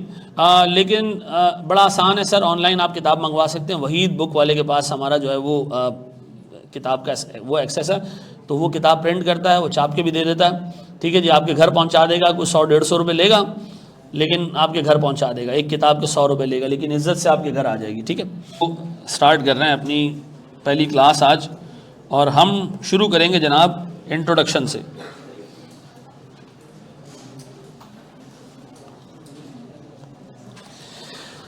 अच्छा जनाब, अच्छा अब एक बहुत बड़ा सवाल, सर क्या मैं क्लासेस फिजिकल लूं, क्या मैं क्लासेस ऑनलाइन लूं, या मैं क्लासेस रिकॉर्डेड लूं, और जो हमारा एक माशाल्लाह लास्ट टाइम का बड़ा सक्सेसफुल प्रोडक्ट है वो है हमारा प्रीमियम लेक्चर्स, ये लूं। इन तीनों में से मैं क्या लूं? ठीक है जी, ये आप मुझे बता दें, मैं बड़ा परेशान हूं कि मैं तीनों में से क्या क्या करूं सर, क्या लूं सर। देखें, इफ़ इट इज़ पॉसिबल कि आप फिज़िकल आ सकते हैं, तो फिज़िकल में ये होता है कि थोड़ा सा जो है वो इंसान ज़्यादा अच्छे तरीके से चीज़ें जो है वो समझ लेता है, सवाल मुंह पे पूछ लेता है टीचर से। ऑनलाइन भी आप ले सकते हो, जैसे यहाँ बच्चों के कमेंट्स मुझे नज़र आ रहे हैं, मैं उनका आराम से जवाब भी दे सकता हूँ। प्रीमियम लेक्चर्स भी आप ले सकते हो। सर ये तो बड़ा आपने डिसीजन आसान कर दिया कि इतनी इन्फॉर्मेशन आपने दे दी कि ये भी ले सकते हो, ये भी ले सकते हो, ये भी ले सकते हो। उसमें बताया क्या आपने? देखो मैं एक बात बताऊँ, अगर आप एक इंतहाई फोकस्ड इंसान हो, सुकून से घर में बैठ के पढ़ सकते हो, और आपको एक पुश की ज़रूरत नहीं है कि मुझे रोज़ जो है वो एक टाइम टेबल फॉलो करने के लिए एक लात पढ़नी चाहिए तो मैं करूँगा, ठीक है। अच्छा मैं इस तरह का बंदा हूँ, मुझे एक पुश चाहिए होता है, ठीक है। आप मेरे ज़िम्मे काम दे दो ना कि यार ये काम है हफ्ते भर में करना है, मैं हफ्ते के आखिरी दिन करूँगा वो काम, ठीक है। मैं इस तरह का इंसान हूँ, तो मुझे गालियाँ खाने का के बगैर काम नहीं होता, ठीक है जी। और गालियाँ क्या होती हैं? जब मैं देखता हूँ कि यार गालियाँ पड़ रही हैं तो अब मैं फिर वो काम करूँगा। बिजली का बिल हो, घर के आखिरी दिन भरूँगा मैं। अच्छा कि काम क्या है, ये मोबाइल उठाया, ये ऐप खोली और बिल पे कर दिया। ये काम भी मैं कब करता हूँ? लास्ट डे पे। आप में से अगर कोई बंदा फोकस्ड है और उसको एक लात की ज़रूरत नहीं पड़ती है, तो फिर मैं आपको रिकमेंड करूँगा आप जाएँ प्रीमियम प्रोडक्ट के ऊपर, ठीक है जी। उसकी वजह ये है कि प्रीमियम में एक तो बड़ा ज़बरदस्त जो है वो 4K में लेक्चर्स हैं, और उसमें समझाने का तरीका बड़े तहम्मुल वाला है, आराम से पूरा फोकस करके मैंने समझाया कि यार मेरे सामने एक ही बच्चा बैठा है जिसको मैं पढ़ा रहा हूँ, ठीक है जी। और फिर ये कि आप उसमें कोई सवाल हो तो व्हाट्सएप पे आप पूछ सकते हो, आराम से जवाब मिल जाता है आपको, ठीक है जी। मैं होता हूँ, काशिफ होता है, सकलैन होता है, ठीक है। एनी टाइम एक बंदा मौजूद होता है आपको जवाब देने के लिए, ठीक है। अनलेस कि यार कोई ऐसा मामला हो कि जिसमें बच्चा देर से जवाब दे, लेकिन लोग बैठे हुए होते हैं, जवाब मिल जाता है आपको। तो अगर आप ये काम कर सकते हो, बेस्ट ये है कि आप प्रीमियम प्रोडक्ट्स पे जाओ, ठीक है जी। और प्रीमियम में हमने लास्ट टाइम ना काफ़ी सारा काम कर लिया है, तो हम इस दफ़ा ऐड ऑन काम कर रहे हैं, उसमें और चीज़ें डालेंगे, हम और चीज़ें डालेंगे, तो बड़ी मिच्योर्ड प्रोडक्ट है, ठीक है जी। अच्छा, फिर अगर सर आप क्लास में आगे पढ़ना चाहते हैं, फिजिकल पढ़ना चाहते हैं, फिजिकल आ जाएं, ठीक है जी। फिजिकल वो बंदा है जिसको बाकी किसी जगह से भी उसको लगता है कि नहीं यार मैं लास्ट टाइम बड़ा बुरा एक्सपीरियंस रहा रिकॉर्डेड लेक्चर्स देने का, मुझे फिजिकल ही लेना चाहिए, मैं उस तरह का इंसान ही नहीं हूँ, तो वो फिजिकल आ जाए, ठीक है जी। ऑनलाइन कराची के बाहर तो सारे अगर वो लाइव लेना चाहते हैं ऑनलाइन ले सकते हैं। 1500 प्लस स्टूडेंट्स पढ़ा है। गैस करो हमारे पास एक महीने बाद लाइव कितने आते होंगे? 40, 30। बहुत अच्छा दिन आया 50। उस दिन मैं खुश होता था कि यार वाकई क्लास आज भरी हुई लग रही है, पुराना दौर याद आ गया। तो अगर बेटा आप घर में बैठ के पढ़ सकते हो ना, आप प्रीमियम लेक्चर से पढ़ना, मैंने उसमें ठीक ठाक काम किया है, मज़ीद 6 महीने उसमें और भी काम करूँगा, तो एक अच्छी प्रोडक्ट आपके सामने आएगी। और मैं आपको इतना बता दूँ कि मैंने आपको गुर बता दिया सर, चाहे आप ये पढ़ें, चाहे वो पढ़ें, चाहे तीसरा वाला पढ़ें, आपने क्या करना है, 100 क्वेश्चन आपने सॉल्व करने हैं without any help. Any help का मतलब है आप सवाल पहले सॉल्व करेंगे, फंसो तो उसका सोल्यूशन देखने जाओगे, सोल्यूशन देख के सवाल सॉल्व नहीं करोगे, ठीक है जी। अच्छा, मैं क्लास में कराऊंगा 300 सवाल, तो बताओ आपने कितने किए? आपने अगर मेरे साथ बैठ के सवाल किया ना, तो आपने नहीं किया, वो नहीं है, वो नहीं किया आपने। यहाँ पर आप बैठ के मैं सवाल देता हूँ, वो बैठ के एक दूसरे से बातें कर रहे होते हैं लोग, तो ऐसे पढ़ाई का कोई फ़ायदा नहीं है। मैं आपको ऑनेस्टली आज बता रहा हूँ, आपके पास होने में ना 80% आपका अपना इंटरेस्ट होगा, 20% हमारी तरफ से पुश होगा। और जो कहता है कि यार जो टीचर भी आपको कहना कि मेरे से पढ़े हुए बच्चे पास हो जाते हैं और देखिए मार्केट में मेरा ऐसा रिजल्ट है, नहीं, ऐसा कुछ भी नहीं है। हाँ, मैं काम करूँगा, आपको पढ़ाऊँगा ऐसा कि आप मोटिवेटेड होकर घर जाकर उस सवाल को अटैम्प्ट करोगे, ठीक है जी, ये मैं आपको करके दूंगा। बाकी सर आप में से कुछ ढीठ ऐसे होंगे, ठीक है जी, एक आध बच्चा आता है बैच के एंड में, सर वो मुझे कुछ मोटिवेशन दें, मज़ा नहीं आ रहा पढ़ने में, सर मेरा दिल नहीं करता पढ़ने का। तो मेरा दिल करता है कि उस बेगैरत को ये कहूँ कि जब तुझे अपने माँ बाप की शक्ल देख के मोटिवेशन नहीं मिल रही है, तो तुझे मैं क्या मोटिवेशन दूंगा। एक छोटी सी बात करते हैं सर, देखिए हमारे पास कॉस्टिंग पढ़ रहे हैं ना, कॉस्टिंग हम पढ़ेंगे एक बिजनेस की, किसकी कॉस्टिंग, किसकी पढ़ेंगे हम, एक बंदे की या बिजनेस की? एक बिजनेस की, ठीक है जी। बिजनेस क्या है जी? शाबाश जी, शाबाश शाबाश, जवाब दो यार। प्रॉफिट, मुझे अंग्रेजी नहीं चाहिए, सिंपल उर्दू में जवाब दो। हर वो काम जो प्रॉफिट कमाने के लिए किया जाए वो बिजनेस है। हर वो काम जो प्रॉफिट कमाने के लिए किया जाए बिजनेस है। सर मैं पढ़ाता हूं, बिजनेस है, ठीक है जी। वो कहते हैं हर वो चीज़ जो इंसान का काम आसान कर दे वो मशीन है, ठीक है जी। याद है ना, पैंट की जिप से लेके कहाँ तक, पेन की निब तक, पता नहीं कहाँ तक जो है वो, ये सब मशीन है। तो मैं आपको आसान भाषा में बता रहा हूँ, बिजनेस क्या है, वो तमाम एक्टिविटीज़ जो, मैं फिर आपको बता दूं भैया, कॉस्टिंग में जो थ्योरी भी आएगी वो याद करने वाली नहीं होगी, वो इसी तरह की थ्योरी होगी कि जिसमें आपको क्या करना होगा, सिचुएशन देख के जवाब देना होगा। तो आपको बात करना आना चाहिए, जवाब देना आना चाहिए। अगर दिमाग में कोई चीज़ है बोल दो, आसरा नहीं करो, ठीक है जी। हाँ जी, बिजनेस वो जो कोई भी एक्टिविटी है जिसको हम प्रॉफिट कमाने के लिए अंडरटेक करते हैं। सर बिजनेस को हम कॉस्टिंग के व्यू पॉइंट से ना 2 हिस्सों में डिवाइड कर सकते हैं। एक हमारे पास है ट्रेडिंग बिजनेस, ये क्या है जी, और एक हमारे पास है मैन्युफैक्चरिंग बिजनेस। ट्रेडिंग बिजनेस क्या है, एक जगह से चीज खरीदी, दूसरी मार्केट में जाके बेच दी, अपनी तरफ से कोई वैल्यू एडिशन नहीं की। आप देखते हैं ना अक्सर सदर में मोबाइलों की दुकानें, सर मोबाइल बिक रहे हैं, क्या खुद बनाते हैं मोबाइल? नहीं सर, ये खरीदते हैं एक मार्केट से, दूसरी मार्केट में आपको दे देते हैं। ऐसा आप देखें गली के कोने पे सर एक सिगरेट बेचने वाला खड़ा है, पान बेचने वाला खड़ा है, सिगरेट बेच रहा है, वो सिगरेट खुद बनाता है, वो कुछ सिगरेट वो खुद बनाता है सर, वो मैं आपको नहीं बता सकता, ठीक है जी। बाकी सिगरेट वो उठा के बेच देता है। तो सर ट्रेडिंग बिजनेस क्या है जनाब? वो बिजनेस जिसमें कोई वैल्यू एडिशन नहीं करता, बंदा एक जगह से खरीदता है और दूसरी जगह उठा के बेच देता है। इसकी कॉस्टिंग करना, इसमें डिसीजन मेकिंग करना बहुत आसान है, बहुत आसान है। इस बिजनेस की कॉस्टिंग करना बहुत आसान है। ठीक है जी। मैन्युफैक्चरिंग बिजनेस क्या है? चीज़ें कंस्ट्रक्ट करनी है, बनानी है सर, रॉ मटेरियल लेना है, उसको प्रोसेस करना है, फिर फिनिश गुड्स बना के बेचना है, ऐसा है। तो सर हम 90% of the times sir manufacturing business की ही कॉस्टिंग देख रहे होंगे। हाँ, हम ट्रेडिंग बिजनेस की भी कॉस्टिंग देखेंगे, और ट्रेडिंग बिजनेस की कॉस्टिंग हम देखेंगे वो आखिरी वाला जो पार्ट था ना 40 नंबर वाला, उसमें एक पार्ट है इन्वेंट्री मैनेजमेंट का, वहां हम ट्रेडिंग बिजनेस देखेंगे। अदरवाइज थ्रू आउट हम कौन सा बिजनेस देख रहे होंगे? Manufacturing business. ये बात समझ आती? तो सर हमारे पास एक छोटी सी हिसाब किताब ये हो गया सर, ट्रेडिंग बिजनेस क्या है जनाब? वो बिजनेस जिसमें आप एक मार्केट से हम चीज, ये लिखेगा नहीं कोई भी, हाँ, एक मार्केट से हम चीज परचेज करते हैं और दूसरी मार्केट में ले जाके बेच देते हैं। मैन्युफैक्चरिंग बिजनेस वो बिजनेस है जिसमें हम रॉ मटेरियल परचेज करते हैं, ठीक है जी, उसको कन्वर्ट करते हैं इनटू अ प्रोडक्ट और उसके बाद ले जाके हम उसको बेचते हैं, बना हुआ प्रोडक्ट बेचते हैं, खरीदा हुआ प्रोडक्ट नहीं बेचते। ऐसा ये बंदा कौन है सर? ये बंदा है सर ट्रेडर है, एक मार्केट से चीज खरीदेगा और दूसरी मार्केट में ले जाके बेच देगा। ऐसा ये कौन है सर? ये मैन्युफैक्चरर है सर। ये मटेरियल लेगा, इसको क्या करेगा? कन्वर्ट करेगा और फिर क्या करेगा? इसको फिनिश गुड्स बना के बेचेगा। तो मुझे बताएं ज्यादा कॉम्प्लेक्स प्रोसीजर या ज्यादा कॉम्प्लेक्स प्रोसेस किस कंपनी ने अडॉप्ट करना है सर? क्यों? इसके अंदर बहुत सारी चीजें हैं। आपको इसके अंदर सर रॉ मटेरियल भी देखना है, आपको इसके अंदर सर लेबर भी देखना है, आपको इसके अंदर सर फैक्ट्री की चीजें भी देखनी है, फिर उसके बाद उसको बेचना भी है। लेकिन सर जो ट्रेडर है वो क्या करेगा? यहां से चीज खरीदी और विदाउट वैल्यू एडिशन आगे ले जाके बेच दी। ऐसा तो सर ये दिमाग में रखिएगा कि हमने इन दोनों की चीजें देखनी है, लेकिन मेजॉरिटी ऑफ द टाइम्स हम क्या देख रहे होंगे? मैन्युफैक्चरिंग कंपनीज का सारा डाटा। ऐसा अब मैं फिर रिपीट करूं सर बड़ी आसान भाषा में, बिजनेस क्या है जी? वो एक्टिविटी जो प्रॉफिट कमाने के लिए अंडरटेक की गई है। कितने टाइप के बिजनेस है सर? दो टाइप के सर, मैन्युफैक्चरिंग बिजनेस है, ट्रेडिंग बिजनेस है। ट्रेडिंग बिजनेस में कोई वैल्यू एडिशन, मैन्युफैक्चरिंग बिजनेस में क्या है जनाब?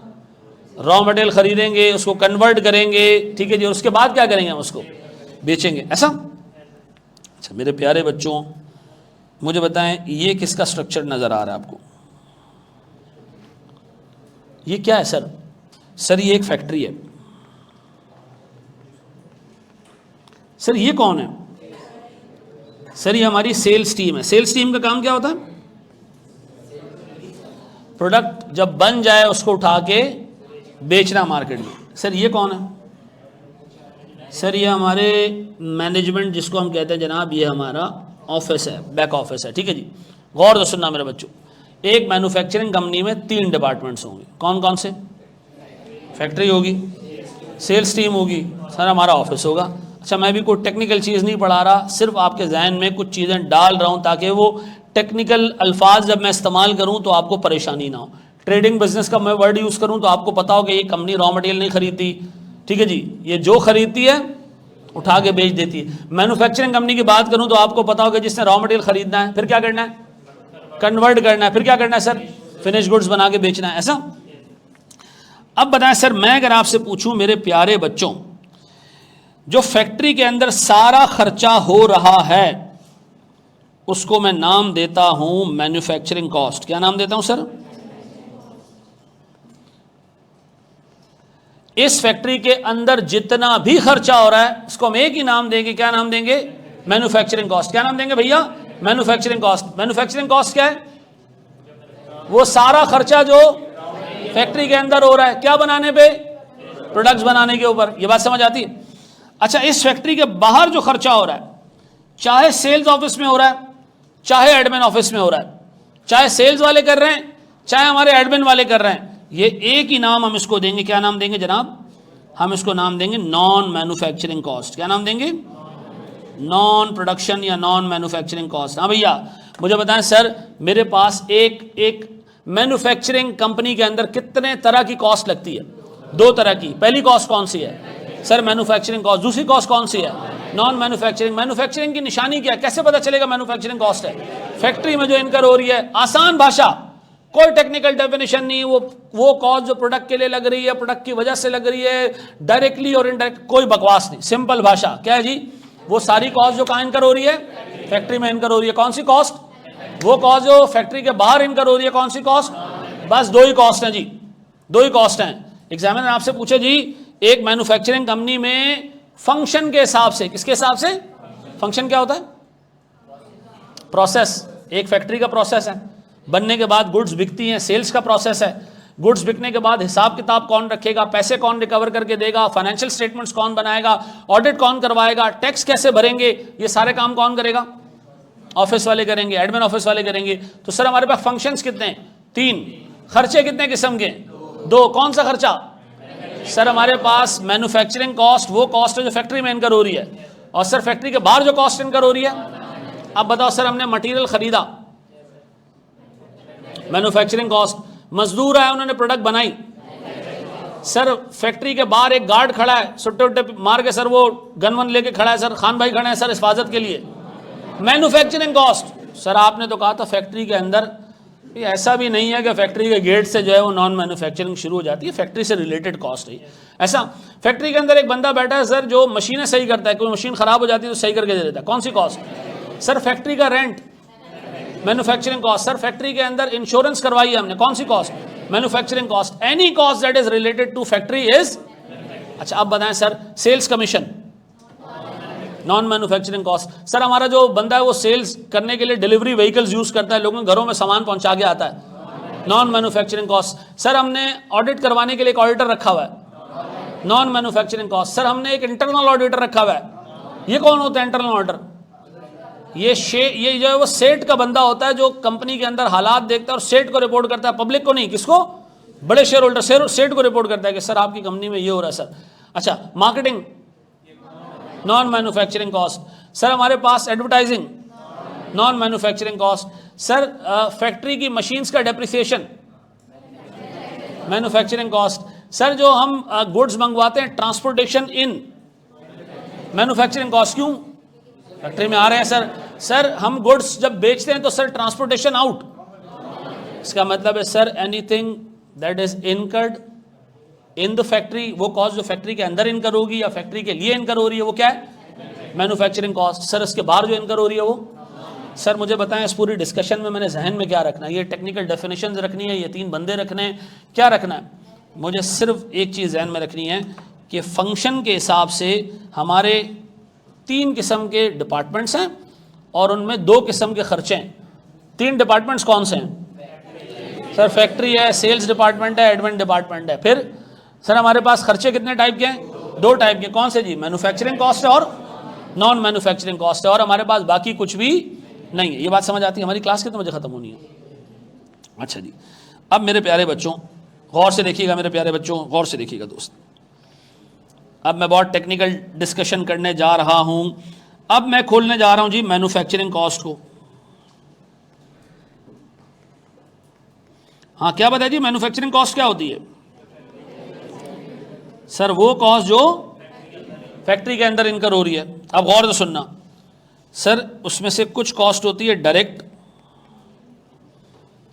और कुछ कॉस्ट होती है इनडायरेक्ट। इनडायरेक्ट को हम नाम देते हैं ओवरहेड्स। क्या नाम देते हैं, अब मैं बताता हूं सर ये डायरेक्ट और इनडायरेक्ट होती क्या है, ब्रीफ सी डेफिनेशन दूंगा क्योंकि आगे हमने इसके ऊपर पूरे पूरे टॉपिक्स पढ़ने। ठीक है सुनो, पहले मैं डायरेक्ट कॉस्ट के ना कंटेंट्स बता देता हूं, फिर मुझे समझाना आसान होगा। एक चीज़ है डायरेक्ट मटेरियल और एक चीज़ है डायरेक्ट। अच्छा ये किस कॉस्ट की बात कर रहे हैं हम, मैन्युफैक्चरिंग कॉस्ट कहाँ इनकर होती है, फैक्ट्री के अंदर, ऐसा है। अच्छा एक बात बताओ, ट्रेडिंग बिजनेस में मैन्युफैक्चरिंग कॉस्ट का कॉन्सेप्ट है, नहीं, क्यों, ट्रेडिंग बिजनेस के अंदर मैन्युफैक्चरिंग कॉस्ट का कोई कॉन्सेप्ट नहीं है। क्यों, सर प्रोडक्शन तो होती नहीं है, मैन्युफैक्चरिंग तो होती नहीं है, तो इसका कोई कॉन्सेप्ट भी। अच्छा अब सुनना मेरे प्यारे बच्चों, देखो डायरेक्ट मटेरियल क्या होता है। अब आप इसकी किताब की डेफिनेशन उठाएंगे ना, वो टेक्निकल डेफिनेशन, डायरेक्ट मटेरियल वो मटेरियल है जो फलाना और ढिमका, नहीं, आसान। इस प्रोडक्ट में तुम्हें क्या मटेरियल नजर आ रहा है, सर प्लास्टिक नजर आ रहा है, ऐसा है, इसके अंदर मौजूद है प्लास्टिक, यस सर। सर इसके अंदर पानी नजर आ रहा है, मे भी कुछ मटेरियल कुछ इंग्रेडिएंट्स डाले हैं उसके अंदर, ये सारे क्या हैं जनाब, वो मटेरियल जो प्रोडक्ट में फिजिकली मौजूद है वो क्या है जी? Direct material. मुझे एक बात बताएं सर, मिसाल के तौर पर स्टेबल की बात करूं, डायरेक्ट मटेरियल क्या है जी? इसके अंदर लकड़ी है सर, कीले हैं इसके अंदर सर, इसके ऊपर जो कवर लगाया हुआ है वो है सर, इसके अंदर जो सोल्यूशन लगा है वो है इसके अंदर, ये सारे क्या है जी? सर हमने एक बेकरी में एक बिस्किट उठाया, बिस्किट में क्या है जी? Direct material. शाबाश शाबाश शाबाश, क्या है जी? बिस्किट खाया नहीं खाया कभी? खाया ना? क्या है सर उसके अंदर? सर मैदा है उसके अंदर, अंडा है सर उसके अंदर, ऐसा ऐसा है। डीजल है उसके अंदर?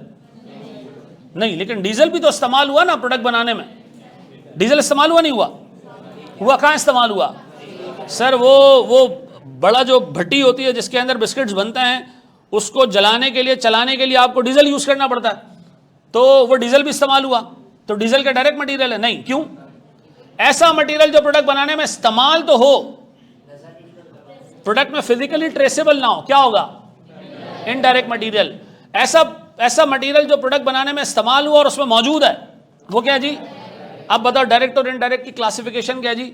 जो प्रोडक्ट में मौजूद वो क्या चीज, और जो प्रोडक्ट में मौजूद नहीं है लेकिन इस्तेमाल हुआ बनाने में वो क्या जी? Indirect material. सिंपल, एक लाइन की डेफिनेशन। हाँ भाई, अब याद रहेगा, material that is traceable into the product is, और वो मटेरियल जो प्रोडक्ट में ट्रेसेबल नहीं है लेकिन बनाने में इस्तेमाल हुआ वो कौन सा? तो इनडायरेक्ट मटेरियल को हम क्या नाम देते हैं जी? ओवरहेड्स। ऐसा जनरल। आप जरा सुनना मेरे प्यारे बच्चों, अच्छे तरीके से दिमाग में बिठाने की कोशिश करना जो डेफिनेशन बता रहा हूं मैं। गौर से सुने दोस्त, ये हमारी फैक्ट्री है, बना रहा हूं फैक्ट्री सर, खतरनाक किस्म की एक ये फैक्ट्री है सर। गौर से सुनना मेरे बच्चों, इसमें कुछ मजदूर यहां काम कर रहे हैं, ठीक है जी। ये मजदूर काम कर रहे हैं सर, प्रोडक्ट बना रहे हैं, बेशुमार मजदूर हैं। प्रोडक्ट बनाने का क्या मतलब? प्रोडक्ट प्रोड्यूस कर रहे हैं, मैन्युफैक्चरिंग कर रहे हैं। अच्छा, इधर जो है वो एक कोने में छोटी सी एक कैंटीन बनी हुई है, इधर एक बंदा जो है वो चाय पराठे बना रहा है। क्यों सर? ये फैक्ट्री के मजदूरों को खिलाता पिलाता है, ये चाय वाय पिलाता है, तो इसकी जिम्मेदारी है ये, ठीक है जी। फिर सर गौर से सुनना, इधर एक और जो है वो बंदा बैठा हुआ है, पाने वाने वो रेंच वगैरह लेके बैठा हुआ है। किस लिए? अगर कोई मशीन खराब हुई तो ये भागते दौड़ते जाएगा फैक्ट्री के अंदर, क्या करके आएगा? सही करके आएगा। इसको मैं नाम दे रहा हूं मशीन सपोर्ट डिपार्टमेंट। ऐसा और सुनना, ये भी मजदूर फैक्ट्री के अंदर बैठा हुआ है, ये भी बंदा है फैक्ट्री के अंदर बैठा हुआ है, ये क्या कैंटीन चला रहा है सर। फिर सर यहां एक बंदा बैठा हुआ है यहां कोने में, जिसको हम नाम देते हैं सुपरवाइजर। क्या नाम देते हैं? आप यकीन करें, अगर आपके पेरेंट्स में से कोई बंदा फैक्ट्री के प्रोसेस को देख के है ना, आप उससे जाके पूछें, वो कहेगा सबसे ज़्यादा बदवा खाने वाला इंसान कौन है? सुपरवाइजर है। ये क्या करता है? ये तमाम लोगों को उंगली करता है, काम करो काम करो, इंसान के बच्चे बनो, वक्त ज़ाया नहीं करो, काम करो। ये सुपरवाइजर है, ये भी कंपनी के अंदर मौजूद है, फैक्ट्री के अंदर मौजूद है। ऐसा ये फैक्ट्री के बाहर एक गार्ड भी खड़ा है सर, ये फैक्ट्री में अनऑथराइज एक्सेस को रोक रहा है। मुझे बताएं हमको कितने टाइप के लोग इस फैक्ट्री के अंदर नजर आ रहे हैं? 5 टाइप के लोग नजर आ रहे हैं, ठीक है जी। एक वो मजदूर है जो बाकायदा प्रोडक्ट बना रहा है, एक वो बंदा है जो कैंटीन संभाल के बैठा है, पराठे बना के दे रहा है, इनको चाय बना के दे रहा है, एक वो जो मशीन सपोर्ट डिपार्टमेंट चला रहा है, एक वो है जो सुपरवाइजर है, और एक वो है सर जो गार्ड है बाहर बैठा हुआ है। अब बताएं इसमें से डायरेक्ट लेबर किसको कहते हैं? वो जो प्रोडक्ट प्रोड्यूस कर रहा है ना बजाते खुद अपने हाथों से, ये कौन है? ये डायरेक्ट लेबर है सर, ये डायरेक्ट लेबर है। बाकी लोग प्रोडक्शन प्रोसेस को फैसिलिटेट कर रहे हैं, प्रोडक्शन नहीं कर रहे हैं। क्या कर रहे हैं? प्रोडक्शन प्रोसेस को फैसिलिटेट कर रहे हैं, लेकिन प्रोडक्शन। अच्छा, ये कैसे फैसिलिटेट कर रहे हैं? कैंटीन वाला सर चाय बना के दे रहा है, तरोताज़ा रख रहा है सर, लोगों को चाय के बगैर दिमाग नहीं चलता, तो फैक्ट्री के वर्कर्स को पिलाई जा रहा है। वो मशीन सपोर्ट वाला प्रोडक्शन नहीं करता, जब मशीन खराब होती है भागते दौड़ते पहुंच जाता है, मशीन सही करके दे देता है। सर सुपरवाइजर लोगों से काम ले रहा है अच्छे अल्फाजों में, ठीक है जी। फिर सर ये गार्ड अनऑथराइज एक्सेस को रोक रहा है। अच्छा, इसमें एआरटीटी एक्सेप्शन है, हमारा गार्ड बड़ा जबरदस्त है, ठीक है ना, वो अनऑथराइज एक्सेस के लिए रखा ही नहीं है, ठीक है, उसके ऑब्जेक्टिव्स डिफरेंट है। एक दफ़ा मैं जुम्मे के दिन नमाज पढ़ने जा रहा हूँ, तो हमारे जो भाई साहब हैं अली भाई, वो बाहर बैठे हैं और फुल सूटेड बूटेड ज़बरदस्त कॉटन का सूट पहना है। तो मैंने उनको कहा कि अस्सलाम वालेकुम अली भाई, बंदूक किधर है आपकी? क्या वो अंदर रखी हुई है? मैंने कहा बेहतरीन। मतलब अगर कोई आ गया चोर डाकू वगैरह तो आप उसको कहेंगे कि रुको यार मैं लेकर आता हूँ कोई सामान वामान, फिर देखते हैं कि क्या करना है। तो खैर अब बताएं सर, अब डायरेक्ट लेबर कौन है सर? सर वो बंदा जो प्रोडक्शन प्रोसेस में बजाते खुद प्रोडक्शन कर रहा है वो क्या है? और सर वो बंदा जो प्रोडक्शन प्रोसेस को फैसिलिटेट कर रहा है वो? अब बताएं एक फैक्ट्री के अंदर डायरेक्ट मजदूर जो प्रोडक्शन कर रहे हैं उसके अलावा जितने लोग काम कर रहे हैं वो सारे कौन है? वो इनडायरेक्ट लेबर है। ऐसा इनडायरेक्ट लेबर को हम क्या कहते हैं जी? ओवरहेड्स। ऐसा यहां आ गया जी इनडायरेक्ट लेबर। ऐसा अब बताएं जी मैन्युफैक्चरिंग कॉस्ट है जो डायरेक्ट मटेरियल है, डायरेक्ट प्रोडक्ट के अंदर मौजूद है। डायरेक्ट लेबर जो इस प्रोडक्ट को बजाते खुद प्रोड्यूस कर रहा है, डायरेक्ट लेबर। सर फिर इनडायरेक्ट ऐसा मटेरियल जो इस प्रोडक्ट को बनाने में इस्तेमाल तो हुआ लेकिन इसमें ट्रेसेबल नहीं है। ऐसा मजदूर जो इस प्रोडक्शन प्रोसेस को फैसिलिटेट तो कर रहा है लेकिन सर वो बजाते खुद प्रोडक्ट प्रोड्यूस नहीं कर रहा। मुझे बताएं सर ARTT में एक टीचिंग स्टाफ है जिसको हम डायरेक्ट लेबर कह सकते हैं, और बाकी सारा जो हमारा स्टाफ है वो उस पूरे प्रोसेस को फैसिलिटेट कर रहा है, चलाने में हमें हेल्प कर रहा है, तो उसको हम क्या नाम देंगे?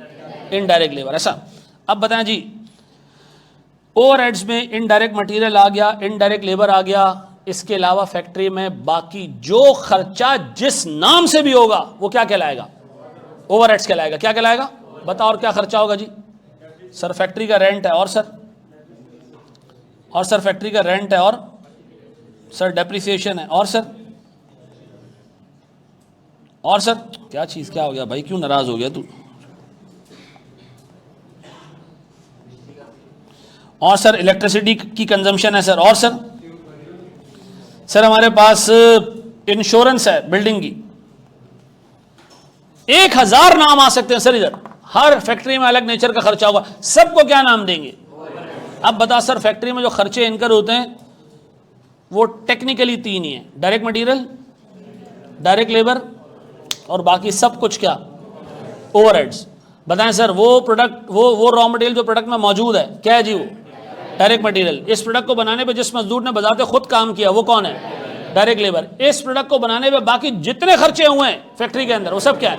इनडायरेक्ट मटेरियल भी ओवरहेड्स, इनडायरेक्ट लेबर भी ओवरहेड्स, डेप्रिसिएशन भी ओवरहेड्स, इलेक्ट्रिसिटी भी, फ्यूल भी ओवरहेड्स। तो सारे ओवरहेड्स, खर्चा बाकी कौन सा? सिर्फ डायरेक्ट मटेरियल और डायरेक्ट लेबर। ऐसा है, ये बात समझ आती? अब बताएं सर मैंने आपको कोई चीज़ याद करने वाली नहीं दी है, सिर्फ समझने वाली दी है। अब बताओ मेरे प्यारे बच्चों, अच्छा रॉयल्टीज़ पे हम आराम से बात करेंगे, ठीक है जी? रॉयल्टीज़ डायरेक्ट कॉस्ट होती है, कैसे होती है वो आराम से बात करेंगे। इस वक्त हम जो है वो श्रीलेख खा रहे हैं, ठीक है जी? अब बताएं जी ये सारे खर्चों की जो बात की कौन सी थी? फैक्ट्री के अंदर जो इनकर होते हैं manufacturing cost. Non manufacturing cost क्या है जी? सर जो फैक्ट्री के बाहर इनकर हो रही है वो क्या हो सकता है जी? कमीशन है सर सेल्स का, सर डिलीवरी व्हीकल्स हैं उसके जो है पेट्रोल का खर्चा है सर, उसके डीजल का खर्चा है सर, और सर हमारे पास सर ऑडिट कराने का खर्चा, मार्केटिंग का खर्चा। अब मुझे बताओ अलगर्ज मैं आपसे ये एक्सपेक्ट कर सकता हूँ कि आपको इतना समझ आ गया होगा, मैंने आपको कोई ऐसी चीज़ नहीं कराई जिसका डायरेक्ट रेलेवेंस जो है वो एग्जाम के किसी क्वेश्चन के साथ हो। मैं इस वक्त सिर्फ आपका दिमाग डेवलप कर रहा हूँ। क्या मैं ये एक्सपेक्ट कर सकता हूँ कि तुम्हें इतना समझ आ गया है कि एक मैन्युफैक्चरिंग कंपनी में कितने किस्म के खर्चे होते हैं? हैं जी? कितने खर्चे होते हैं? 2 किस्म के। कौन से? Non manufacturing, manufacturing. फिर मैन्युफैक्चरिंग में डायरेक्ट कॉस्ट होती है जिसमें डायरेक्ट मटेरियल, डायरेक्ट लेबर आ गया, और उसके अलावा सारा क्या होता है? अच्छा सर उसके बाद फैक्ट्री के बाहर जो खर्चा हो रहा है उसको क्या कहते हैं हम? Non manufacturing cost. ऐसा है, नॉन मैन्युफैक्चरिंग कॉस्ट को एक जनरल नाम भी दिया जाता है नॉन मैन्युफैक्चरिंग ओवरहेड्स। क्या कहते हैं उसको? Non manufacturing. अच्छा एक बात बताओ, एक खर्चा डायरेक्ट मटेरियल, एक खर्चा डायरेक्ट लेबर, इसके अलावा सारा खर्चा जो पूरी कंपनी में हो रहा है सब क्या है? कुछ प्रोडक्शन ओवरहेड्स हैं और कुछ non manufacturing overheads. Production overheads का इनकर होते हैं। अब बताओ अगर मैं आपको एक 10 कॉस्ट की लिस्ट दूं तो उसमें से मुझे 6-8 सही करके दे दोगे कि इसमें से डायरेक्ट मटेरियल कौन सा है, डायरेक्ट लेबर कौन सा है, प्रोडक्शन ओवरहेड्स कौन से हैं, नॉन मैन्युफैक्चरिंग ओवरहेड्स कौन सा? ऐसा है। अब बताएं हमने अभी तक सिर्फ ये 15-20 मिनट में एक ही चीज़ सीखी कि कौन सी कॉस्ट का क्या नाम है, बस, और कुछ भी नहीं। ठीक है जी, हमने अभी तक इसके फंक्शंस नहीं देखे, इसकी अकाउंटिंग नहीं देखी, डिटेल में कुछ भी नहीं देखा। पक्का? जी मेरा बच्चा, कोई सवाल? बिल्कुल, रिपेयर एंड मेंटेनेंस किस चीज़ की हो रही है? मशीनों की हो रही है, फैक्ट्री की किसी चीज़ की हो रही है, प्रोडक्शन कॉस्ट। ठीक है जी, और अगर फैक्ट्री के बाहर हो रही है तो नॉन मैन्युफैक्चरिंग कॉस्ट। ठीक है जी। अब सर मिसाल के तौर पर हमारी डिलीवरी व्हीकल की मेंटेनेंस हो रही है, क्या है जी ये? Non manufacturing cost. सर मिसाल के तौर पर हमारी मशीन की को मेंटेनेंस हो रही है, मैन्युफैक्चरिंग कॉस्ट। ऑफिस इक्विपमेंट की रिपेयर हो रही है तो नॉन मैन्युफैक्चरिंग कॉस्ट। फैक्ट्री के किसी इक्विपमेंट की रिपेयर हो रही है तो मैन्युफैक्चरिंग कॉस्ट। डिपेंड करता है कि वो खर्चा किस जगह इनकर हो रहा है जी। Anything else? पक्का समझ गए सारी चीज़ें? सर हम अपनी क्लास को यहीं तक रखते हैं।